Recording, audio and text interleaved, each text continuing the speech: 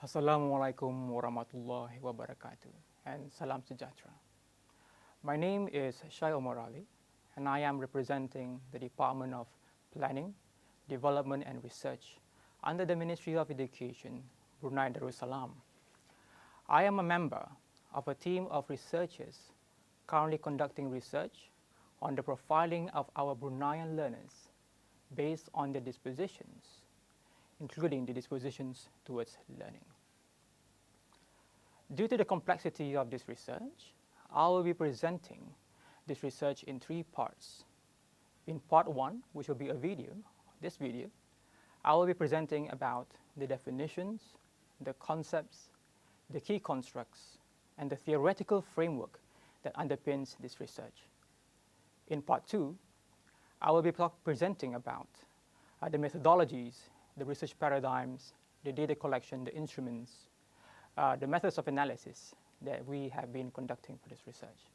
And finally, in part 3, I will be updating on the progress of the research that we have done so far. In simple words, in simple terms, we are trying to identify and to understand who our Bruneian learners are, so that we can cater for every single one of them, so that they have a very good learning experience and learning performance by offering them with the right curriculum, the right systems, and the right technologies to be used for their learning and development.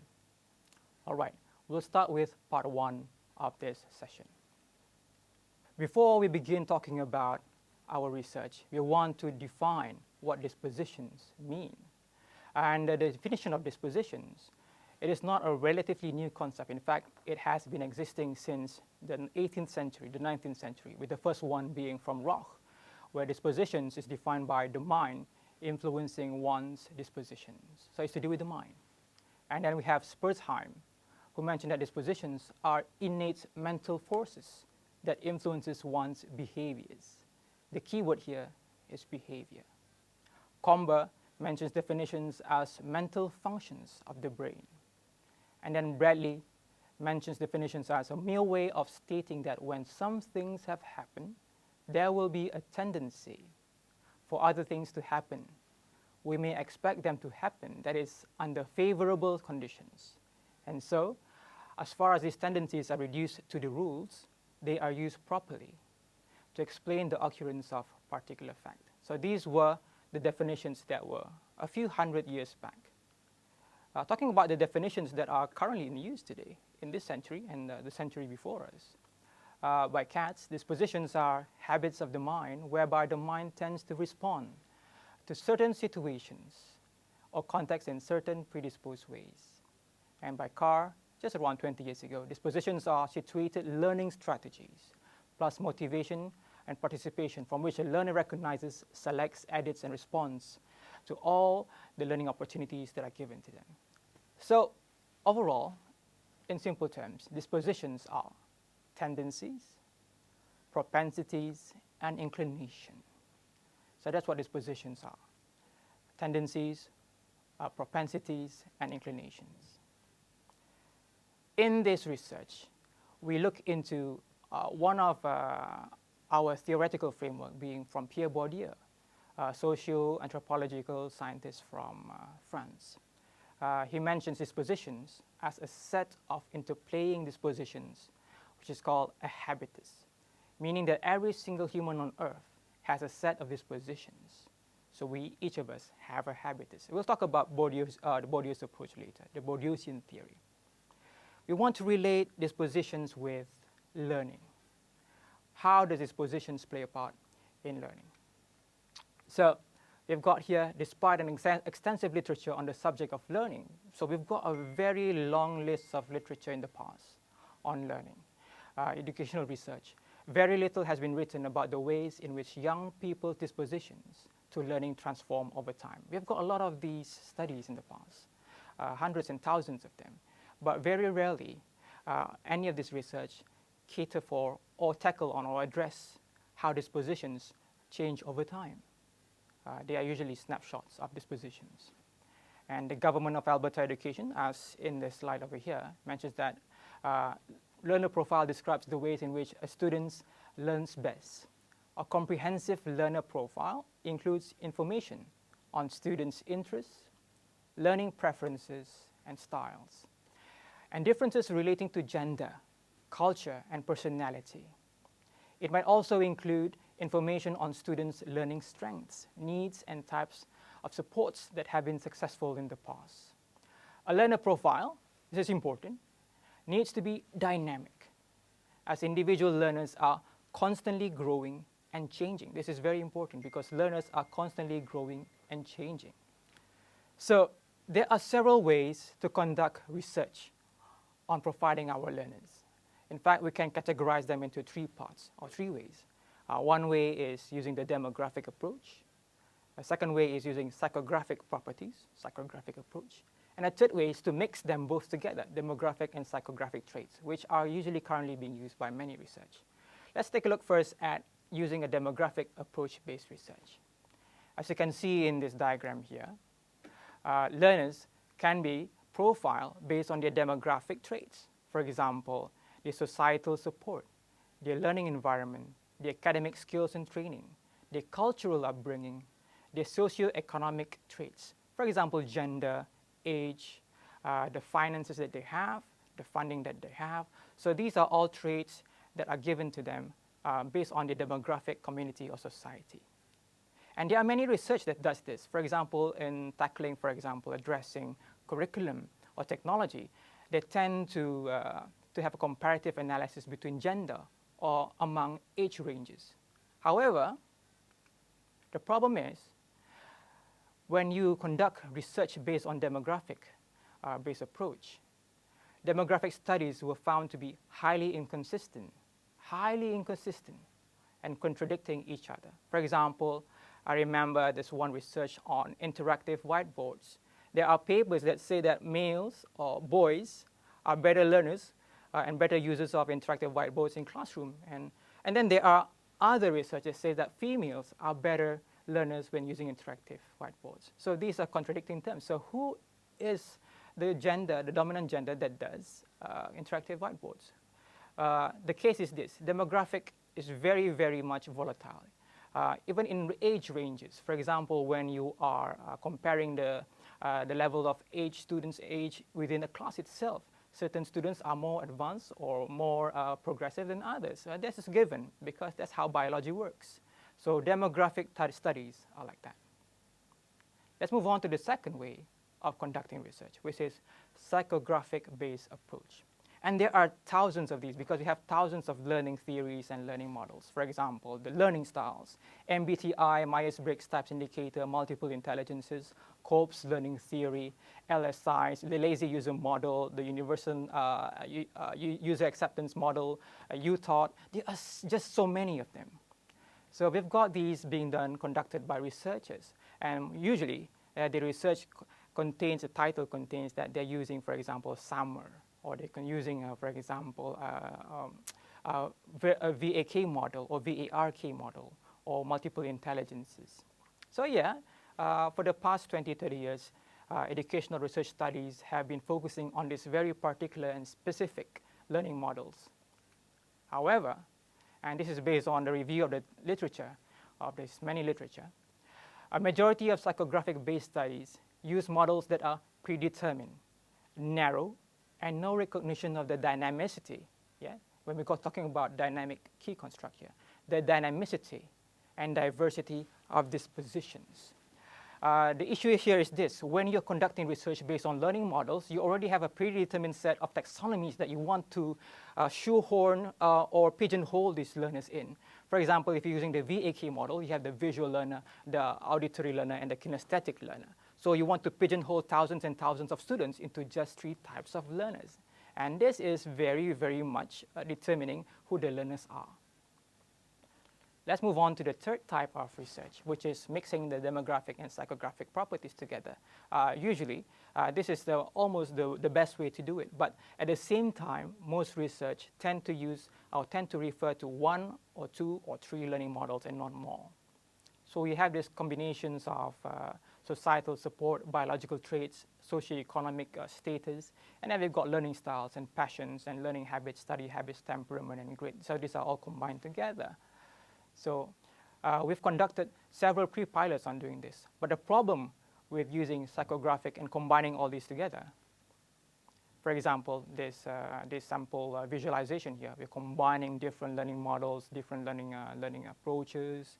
We're combining different methods of demographics. We've got the Carl Jung types, Felder and Silverman, the Big Five, the Honey and Mumford, LSQ, Holland Coase, and all these. We try to combine them together, but the problem is this. When you combine these already existing in established learning models, we tend to see a lot of overlapping and redundant items. A lot of overlapping and redundant items. Because several of these measurements tend to measure similar, if not exactly the same kind of properties or characteristics. And secondly, there is no consensus yet. There is yet no consensus out there to tell us which of these learning models are good to be combined. We don't have the consensus. So, moving on, this is what we're going to look into. When we're using demographic-based approach, or psychographic-based approach, or a mixture of demographic and established psychographic models, we tend to look into confirmation bias, which is what we call the Campbell's law. Because these preceding methods use predetermined taxonomies before profiling the learners, they tend to shoehorn learners into the already predetermined types. One example is the learning styles. When you are conducting studies using the learning styles, you are actually shoehorning these learners into the available taxonomies that are already being decided as how we're going to profile our learners. Secondly, there is no recognition whatsoever of learners having multifaceted traits and preferences. Describing learners based on one theory alone results in a narrow picture of the learner. For example, if using the MBTI model, learners are made up of many, many traits that are interconnected with one another. They interplay, these traits do interplay with one another. They are not in isolation and in constant states of change. These traits change over time. We'll talk a bit more about that later. Thirdly, there is no recognition of learners' diversity.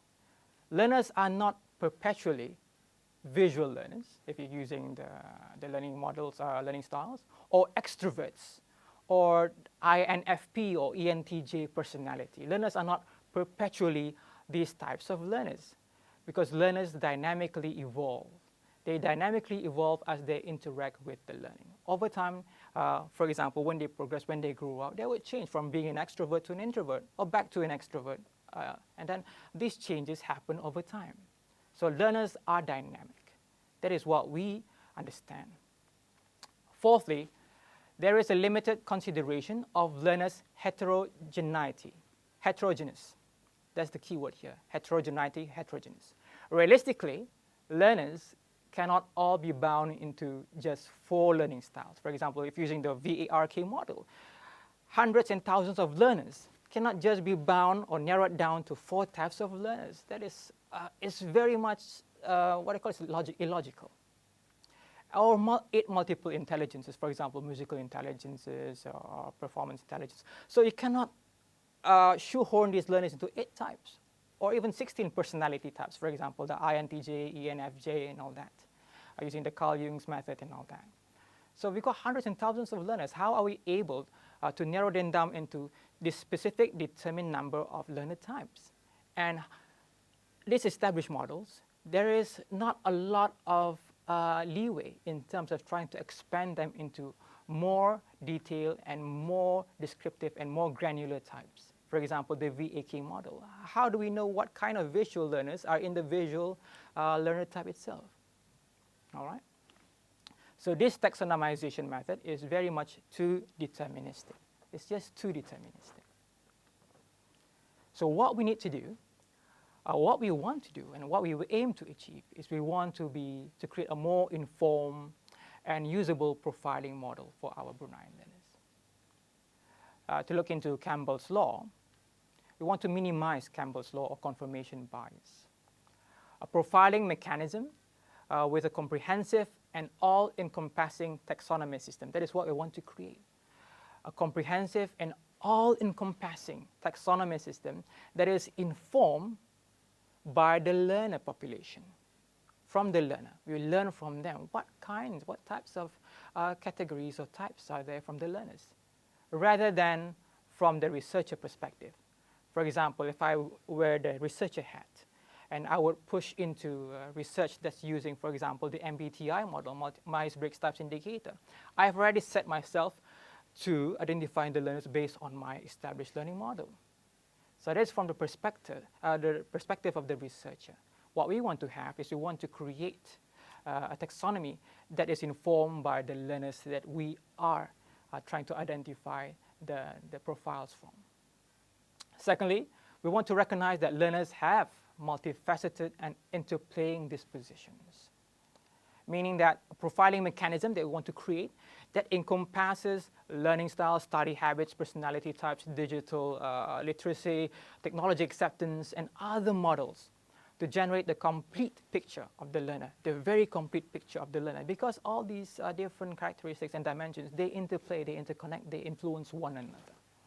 That is the second objective that we want to achieve in creating this profiling model. Thirdly, we want to recognize that the learners and their dispositions, especially the dispositions, are dynamic. So we want to create a profiling mechanism that identifies the links between learner profile types and the tendencies of the learners to dynamically evolve from one profile type to another. The key word here is to evolve.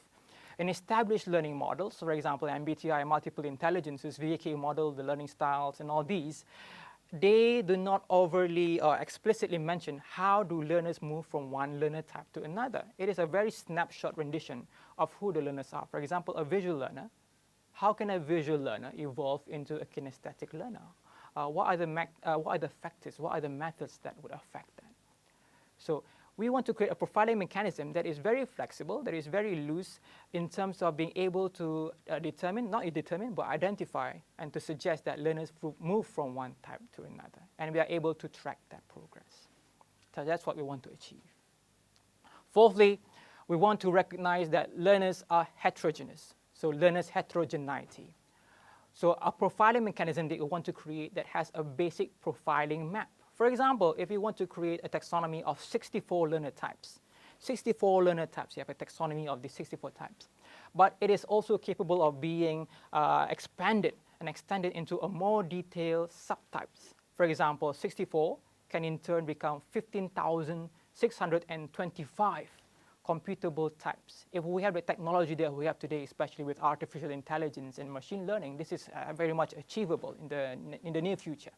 So we can expand, we can be more granular in terms of who these learners are. So that's what we want to achieve. We just don't want to narrow them down to a specific number of learners, but we have a taxonomy that has certain numbers or certain categories that can be expanded into further subcategories and subcategories and subcategories and subcategories. So we have an infinite way of profiling our learners based on how they exist currently and in the future. So this ensures that every learner type, regardless of them existing now or not existing now, but might exist in the future, we want to ensure that every learner type possible is accounted for. Every learner type possible is accounted for. Now, this is where the key construct, the underpinning layer of the theory comes from. Pierre Bourdieu is a French socio-anthropological researcher, and we call his approach as the Bourdieusian approach.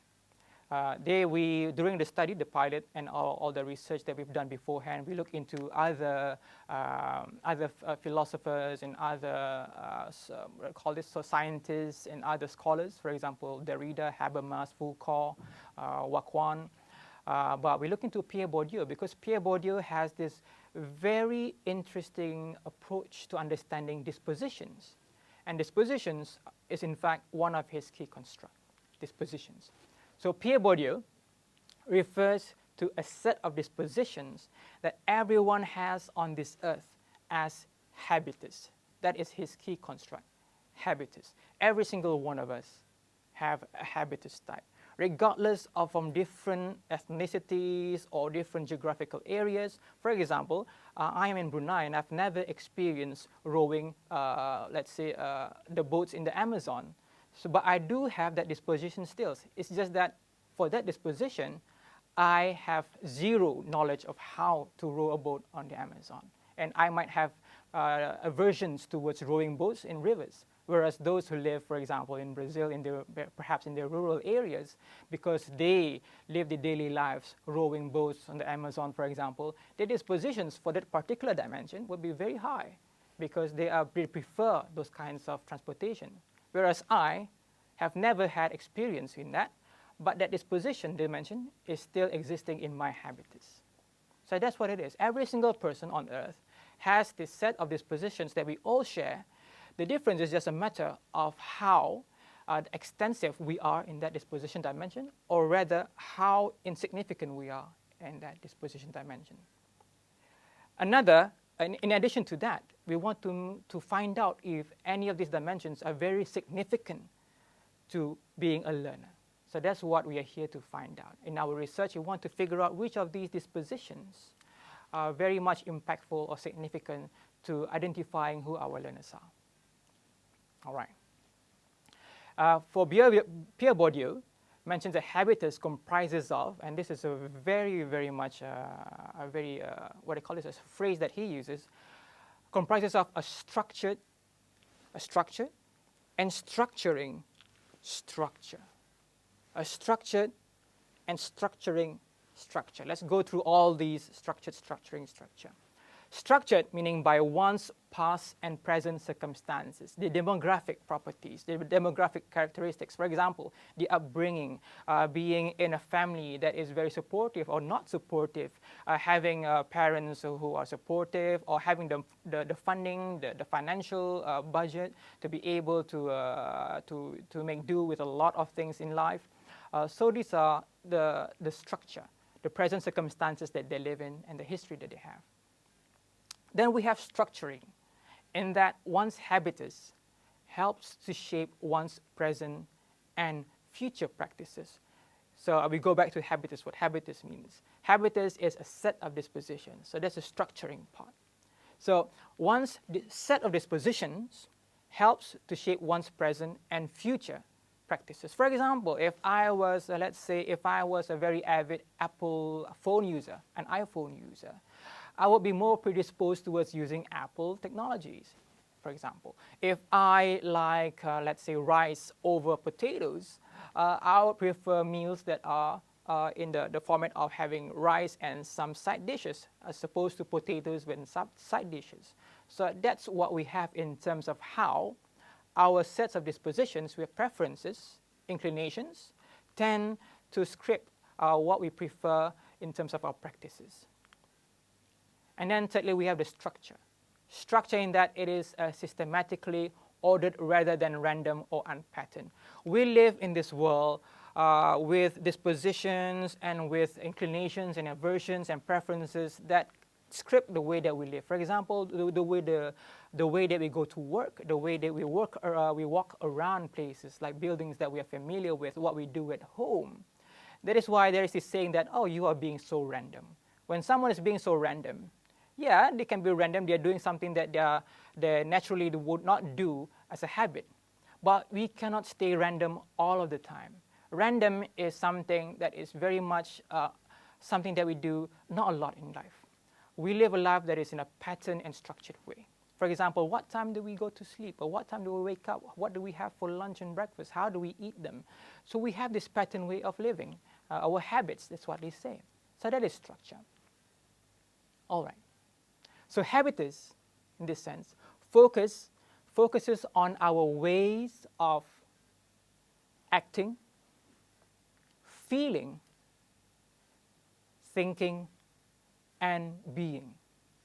So habitus focuses on our way of acting, feeling, thinking, and being.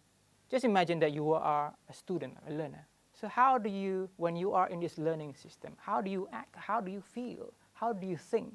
And how do you exert yourself as someone who is a learner or a person and the individual? How do you, your being in that sense? So habitus captures how we carry within us our history, which is our, what they call this, our demographic, and how we bring this history into our present circumstances.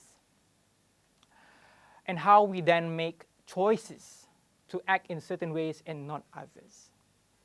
So that is what Pierre Bourdieu's theory is all about. The Bourdieusian approach is trying to identify the habitus, in fact, the sets of dispositions.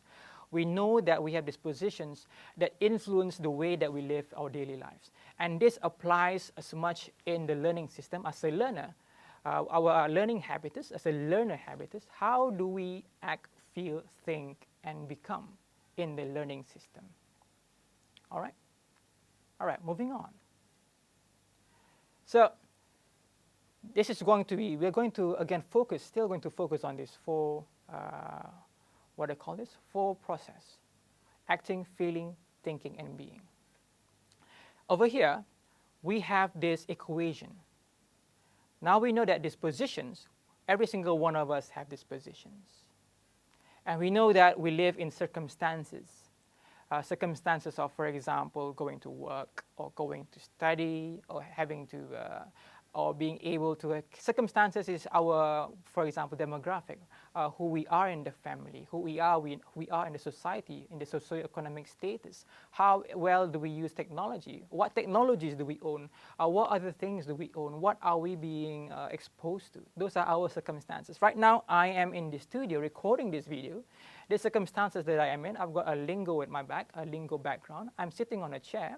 I've got this on with me, and I've got these lights focusing on my face. So that's the current circumstance that I am. So by being here, I am acting the way that I should be acting around this circumstance. Yeah? And then we have the social space. The social space is where we interact and where we communicate, for example. Let's say in the school, the social space is the school system itself. We communicate with the teachers, with our peers, with the students, our student itself. A combination of these things, the combinations of these elements, translate into our behavior. So that's the end result of this. With our dispositions, our preferences, with our circumstance, who we are, our background, and with our social space, how we interact, how we act and feel, that is our behavior. It becomes our behavior. And it is sometimes visible and sometimes not visible. For example, what are we thinking? What are the students thinking? How do they feel? The emotions and all that. So this is Pierre Bourdieu's actual equation itself. Dispositions, as he said, is habitus. Circumstances, for example, our socio-economic status, our technology knowledge, our cultural upbringing, those are capital. We call them capital. And Bourdieu calls them capital. So combination of habitus and capital is within us.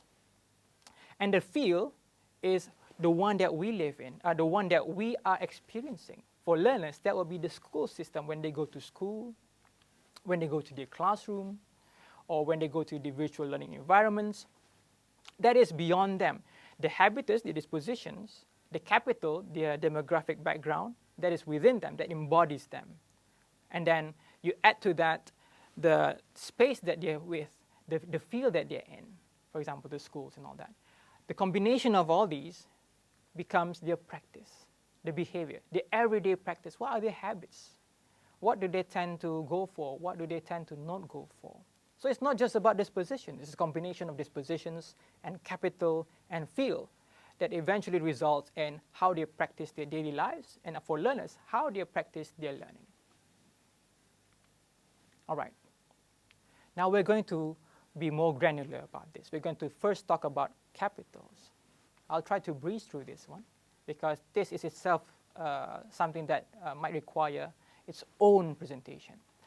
So it says here the learner is shaped by the demographic properties that he or she has. In terms of Bourdieu's theory, he came up with 4 different kinds of capital, meaning these are the economic capital, intellectual capital, and the cultural capital, and the social capital.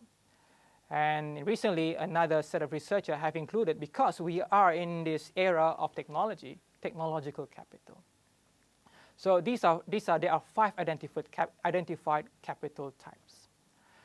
Every single one of us every single one of us on earth has these capitals, but in different variations.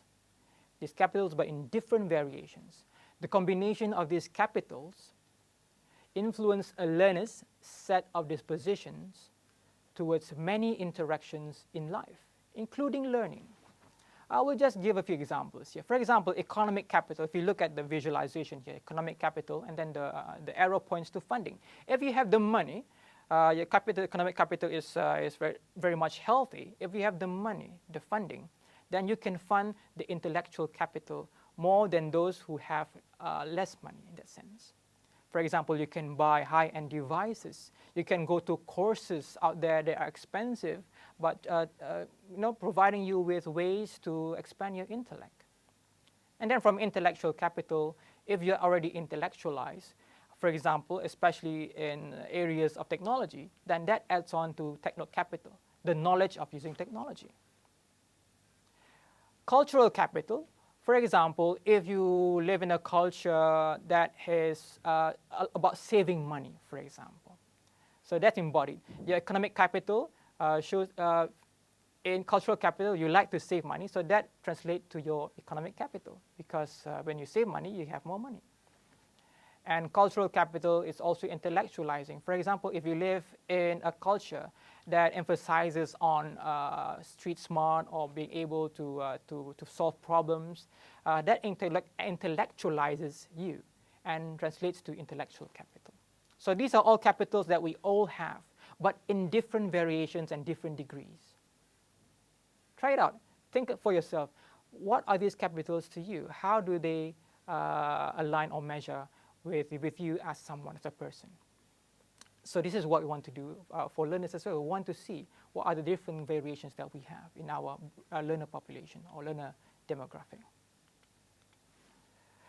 Now, the next part is that these capitals, when combined together, because they are interplaying, they are interconnected. When they are combined together, when they are working together, interplaying with one another, they translate, they expose themselves into dispositions. The reason why we have preferences and dispositions and aversions, going against certain things, is because of our capitals. The capitals that we have, that we embody, determine our dispositions, how we engage and how we communicate and how we interact. Someone who has less, for example, techno capital might not want to interact with, might have difficulty in interacting in situations and fields that are to do with technology. And then when we transpose, superimpose these ideas onto the learning system, so dispositions predisposes the learner behavior within the field. Let's say this field that for us is the school system. So we have here in this visualization, the system, the education system is the field or Bourdieu's field.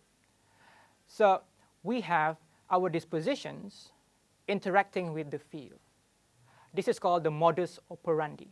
From the learner to the school system, the dispositions, the behavior is called the modus operandi. And these are student-led.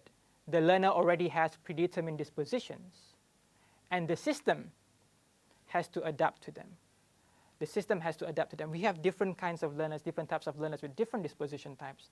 So it would be very much ideal for the system to adapt to all these learner types. However, we do have certain situations where the field leads this equation. This is called the opus operatum, when the system dictates how learning should how learning should happen. So the learning system offers features of learning to the learners, and these affect learners' dispositions towards learning. For example, let's say when in a given new school, the school introduces using technology. For a student who has no dispositions towards technology, they would now have to be accustomed to technology. So this, in turn, gradually will influence the dispositions. So this is how the equation works. It's a two-way street. The disposition can influence the system, and the system can influence the disposition, and they can happen at the same time. So we have here the equation again visualized. the dispositions and the capitals that embody the learner, which is shown here as the head icon, and the combination of capitals in the mind, and the school. It's a cycle, and this turns out, this results in the learner behavior, how they react in this field. However, this is the most important and most critical part as a caveat of understanding our dispositions, capitals, and learners. However, sometimes there is an imbalance. And actually, in fact, most times there is usually an imbalance between the embodiment of the learner and the education system, which is what causes a lot of problematic issues and catastrophes and a lot of what they call this, incongruencies. So I'm going to read through this. In terms of personal and social stability, change takes place gradually, following already anticipated pathways. So when things are gradually changing, evolving as how it should be, there is not a lot of imbalance that's involved. Because each individual is like a fish in water. And this is a term called acclimatizing. So every single person is acclimatizing to the field, like a fish in water. So they acclimatize from one area to another. If they're not familiar with an area, they would not go there. So to speak, where habitus and field are well matched, meaning they have this balance. When you have a balance between students' dispositions and the field, which is the school, then you have a learning taking place. However, when there is an imbalance, there is this term that Bourdieu introduces as hysteresis. Hysteresis is an imbalance between the habitus and the field. I'm going to read through this definition here. In other circumstances, and at times of crisis, which includes the pandemic that we have experienced, habitus must respond, sets of dispositions, learner dispositions, must respond to abrupt, sometimes catastrophic field changes. But that response always takes time. Where change is indeterminate, hysteresis is an invaluable technical term that we use to highlight the disruption between the habitus and the field and the consequences of this over time. Hysteresis simply is when there is an imbalance between the learner's disposition and the field that they're trying to learn in, the experience. And these are oftentimes caused by abrupt changes or by the education system determining how learners should learn, regardless of the dispositions towards learning. So this is why this is important to do research, because we want to learn to understand who our learners are, to identify them, to understand them, every single type of learner, no learner left behind, so that in turn, we can develop and create an education system that caters for all and that satisfies their learning experience and their learning performance. That is very important. Now, the part of this research, which I will explain further, elaborate further in part 2 of video number 2, is that we did several studies in the past to make sure that the research that we're conducting has gone through due diligence and pre-piloting. There are several approaches and several methods and several tasks that we did beforehand to identify what kind of research paradigm is most useful for this research. We did pre-pilot studies to make sure that we are certain in terms of our way of analyzing statistically. We identify the research strategy and the approaches, the methodologies that we use. How do we create the instruments, and the instruments that we create, we go through them. The way that we collect the data, we go through them as well. And the methods of our data analysis, how do we analyze the data that we eventually collect? And how, at the very end of that, the result, how do we model and visualize them? And how does that help us in terms of identifying and understanding our learners? Now, this is a different video altogether. And if you stick with me with this video, and then we move on to the next video that explains every single one of them in granular perspective, a deep dive into these. So let's get back to what we are intending to do with this part 1 video, which is to talk about the theoretical framework. So once we did all these due diligence and checks and testing of our methods and research, we have identified what works and what doesn't. So we eventually came up with the solution, the method of approaching this by identifying and understanding our learners based on as many dispositions as possible. We have one basket and we put every single dispositions within this one basket. Every single one within this one basket, because we don't know. At this point in time, we're doing an informed, grounded approach. At this point in time, we don't know which dispositions, life's dispositions, which dispositions are significant for us to understand who our learners are. Because there are dispositions that do not play as much part in identifying learners in compared to other dispositions. So we eventually came up with 9 different categories. And these are the categories. And we call them aspects. We have demographic. We cover intelligence. We cover personality, but personality as in what makes a good learner. We cover another set of personality traits, what makes a good person. And then we cover personality, what makes a stable mind, someone who is able to cope through, for example, risk or through challenges. We have that. We have personality as survivalists. How do they react when they are in the doldrums or in the worst case scenarios that they're in? How do learners cope? We have learning dispositions, specific to how they are their preferences towards learning and towards communicating with fellow learners and teachers and in schools and in the school system. So we have that. We have technology dispositions, because this is something, an area that is very specialized altogether. What are their preferences towards using technology? What kind of knowledge do they have in terms of technical knowledge or digital literacy and all that? So that's in that aspect. And then the interest and passion. So altogether, we cover this. It is a very long list of dispositions, dimensions of dispositions that we cover. And we're going to talk more about this in other videos. But this is what we arrived to at the very end. After we addressed our theoretical framework, after we did our due diligences and our pre-pilot studies and research, we came to the conclusion that we want to profile our learners holistically by including every single disposition dimension and then measuring them to see which of these dispositions are significant and which are not. Which of these influences the learner in terms of the learning experience and the learning behavior and learning performance, and which are not. So we have this list. And we have a list of hundreds of items that we use in our instruments, which I will talk more about in the next video. So our research is all about answering these questions. We've got 3 main research questions, in fact.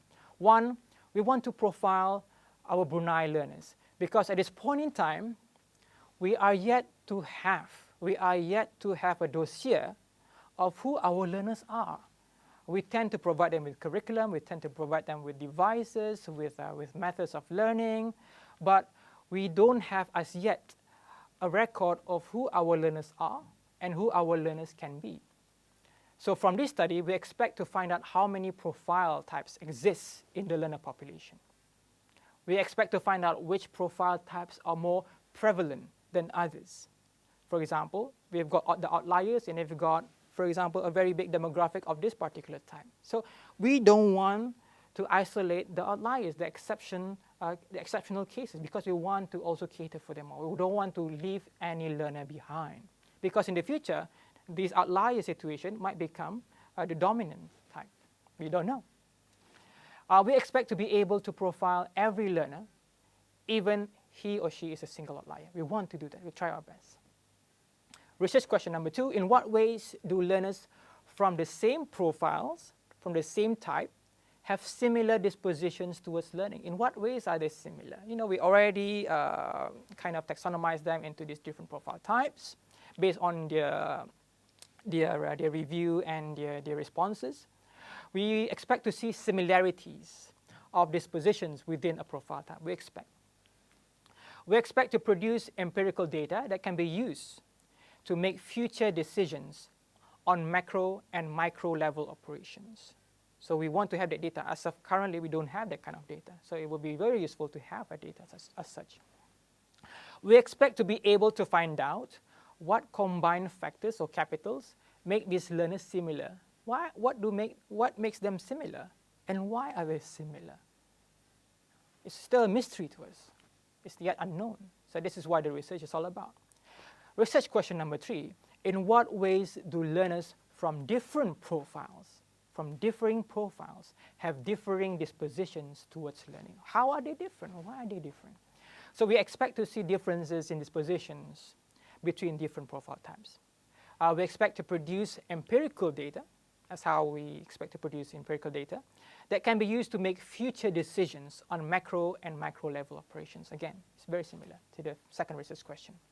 And we expect to be able to find out what factors and capitals make these learners different and why. Why are they different? So in a nutshell, we want to identify them. We want to know why they are similar, how they are similar, and why they are similar. We want to know how they are different and why they are different. That is this research in a nutshell, to understand our learners, because we are yet to have that kind of data, that kind of information for us to be able to make decisions in terms of our curriculum, our education system, our learning approaches, our pedagogical approaches, our technological devices, and all that. So this is what we want to achieve. We want to profile our learners into comprehensive types, so that in the list that I'm going to read right now, so that we create Brunei's first ever holistic learner profile data. We are more informed in our decision making, so that we can identify learner-learning mismatch or the hysteresis, and the learners that we are not catering for, so that we provide learners opportunities for them to enhance their strengths. For example, we identify learners of this particular type which doesn't suit them in terms of trying to optimize or trying to make better their learning experience and learning performance. So we were able to guide them to a different type. This is something that is not being introduced by other learning models, because there is no guidance on how to move from one type to another. But our research, you want to be able to identify the learners types and to be able to guide them to progress to other types that would benefit them more, or that would have them stay in the type that would benefit them most. And then so that we may integrate psychographic information on our existing demographic database. Yeah, because we have a lot of demographic database. For example, academic results, examination results, the gender, the age, we have that, the parent information and all that, schools where they're from, their hobbies perhaps. But we still yet to have psychographic information about our learners. So we're going to add that to our research intention. We want to produce a learner profiling toolkit. At the very end of this, we want to produce a learner profiling toolkit that collects data containing an easy-to-use, child-friendly, for students in the elementary level or kindergarten perhaps, of course, in approved endorsement of research ethics and all that, and non-intimidating questionnaires. So we want to create this toolkit so that it can be deployed, it can be used by teachers, and in turn the teachers can identify and understand who their learners are in the classroom. This is the micro level way of understanding our learners. The teachers can actually conduct these profiling themselves using these questionnaires and questionnaire instruments. Secondly, a manual analyzing data at macro. Like I said, systems in policy for those who are in the C-suite, executive level, they would want to see from the macro level what are the different types and how are we able to identify them. From the meso level, for example, the institutional level, let's say schools and colleges, they're able to conduct this research using this toolkit by identifying the learner types for the school alone. So you want to create that kind of toolkit. And then even up to the micro level. Like I said, for teachers, if they want to understand more about who they are teaching, who their learners are, they can deploy this toolkit so that it provides them with information. The outcome will be information about exactly who their learners are in that particular classroom. So you want to create that toolkit. And then we also have a living document that changes over time, meaning it's a living document, it changes. A dossier of habitus types. We want to identify what types of learners are there in our demographic population, in Brunei population, learner population. We want to identify the types and what types of learners can there be in the future. So that's what we want to do as well. We want to have a dossier of learner types. This will in turn guide the teachers, the system, the decision makers, the institutions on trying to figure out who these learners are and what we can do for them. And then finally, our intention is we want to invent and refine and own a learner profiling theory that is flexible, meaning that we can change it over time. If we're creating this based on our research, we want to create something that is flexible, that we can change, we can adapt to dispositional trends. Because dispositions, they change over time, and we don't know the dispositions of the future. We want to have a profiling theory that is liberal, that allows loose interpretations of the variables that we're dealing with. So it's liberal, so we can, what they call this, we can interpret these variables as how we feel that it's contextual in that sense. We want to have a profiling theory that is always encompassing. It encompasses every possible types of disposition out there that is significant to identify the learners. Because, of course, we won't be able to identify learners using dispositions that are nothing to do with learners, that's beyond learning. So we want to use significant dispositions. We want our learning profiling theory to be holistic because we want to recognize the learner as the bigger picture, the embodiment of the learner. We don't want to identify learners as visual learners, auditory learners, because it is more than that. We don't want to identify them as introverts and extroverts, you know. It's more than that. Learners, the embodiment of the learner, it's a bigger picture. Everything plays a part in how they behave in the learning system. And then finally, the sentience of connectivity, interconnectivity, dynamicity, and heterogeneity. Interconnectivity, meaning how these dispositions interconnect with one another. Dynamicity, how these learners change, dynamically change because the dispositions change over time. And heterogeneity, how learners are fundamentally different from one another, up to the granular level where a class of learners can have a lot of differences between them. These are the sentience that have not been measured or addressed by existing learning models out there. This allows us to see that learners are dynamic, the dispositions change, the dispositions are interconnecting, one disposition influences another, and then because of that, learners are different from one another. And when we profile them, we want to figure out from these differences in the learners, we want to be able to identify certain types where they share as much of these dispositions as possible, so that in turn we, as decision makers or system providers, will provide them with a learning system that is conducive to their learning experience and learning performance through the curriculum, through the pedagogy, to the technologies that we give out, and all that. And even the subjects that we offer. Perhaps we are not catering for learners who are now more inclined towards subjects that would suit them best in the future. Do we have these subjects in the curriculum? That is the question that we want to answer. So in conclusion, a profiling theory, this is what we want to have. We want to have a profiling theory that does not shoehorn or pigeonhole these learners into specific type. We want to have a profiling theory that is very flexible, that we have these types that can also be broken down into subtypes and subtypes and subtypes and subtypes. They're interconnected with one another, and we can see the movements from one type to another, how learners can move from one type to another over time because the dispositions change over time. This is a model that is yet to be available out there. All the established learning models are snapshot renditions of who the learners are. We want to have a learning model that takes a bigger picture of who the learners are and who the learners can be, or who the learners want to be, and how we can guide and aid them to achieving that. So we want to have a profiling theory that informs learners, educators, and policymakers, that learners' dispositions evolve over time, and then from this information, how we can provide a learning system that is adaptive to all possible types that exist now and may exist in the future. So this is the end of part 1 of my video. In part 2, I will be talking about how we came up with our research paradigms, our methodologies, our data collection and instruments. These are more technical and more researcher based. So if you're interested in understanding and trying to identify more of how and what we did in preparing for our research, then meet me up in part 2 video. Thank you so much for your attention.